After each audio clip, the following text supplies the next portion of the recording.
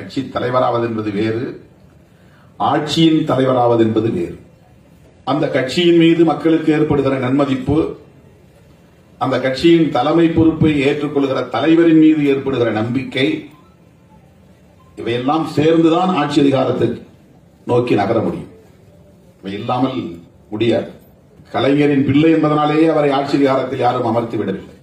ஏனென்றால் கலைஞரே அந்த இடத்திற்கு போவதற்கு என்ன பாடுபட்டார் என்பது, போராடினார் என்பது அவருடைய வரலாறு நமக்கு சொல்லும்.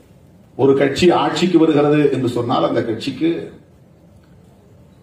பொதுமக்களிடையே வரவேற்பு இருக்க வேண்டும்.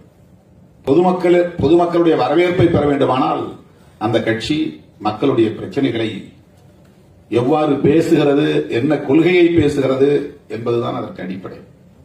திராவிட முன்னேற்ற கழகம் 1967 ஆட்சிக்கு வந்தது. அண்ணா அவர்கள் முதல்வரானார். திமுக 67 ஆட்சிக்கு வந்தது என்றால் அதற்கு முன்னால் அவர்கள் எத்தனை ஆண்டுகள் மக்கள் பணி ஆற்றியிருக்கிறார்கள், அந்த மக்களின் நம்பிக்கையை பெற்றிருக்கிறார்கள். 1949 தொடங்க பெற்ற கட்சி 18 ஆண்டுகளுக்கு பிறகுதான் ஆட்சிக்கு வருகிறது.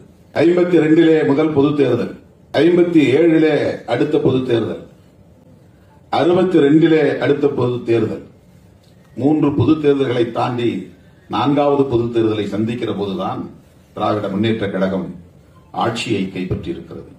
அதற்கு அண்ணா அவர்கள் எந்த அளவுக்கு போராடி இருப்பார், பாடாற்றி இருப்பார், பொதுமக்களின் நம்பிக்கையை பெறுவதற்கு எவ்வளவு தியாகத்தை செய்திருப்பார். உறக்கத்தை இழப்பதும் ஒரு தியாகம்தான்.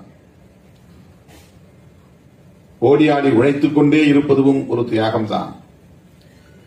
குடும்பத்திலிருந்து அந்நியப்பட்டு மக்களோடு கிடப்பதும் ஒரு தியாகம்தான். கொள்கை பகைவர்களோடு வாதாடுவது, போராடுவது என்பதும் ஒரு தியாகம்தான். அவ்வளவு விலையை, அர்ப்பணிப்பை தந்து பேரறிஞர் அண்ணா அவர்கள் ஆட்சி அதிகாரத்தை கைப்பற்றினார்.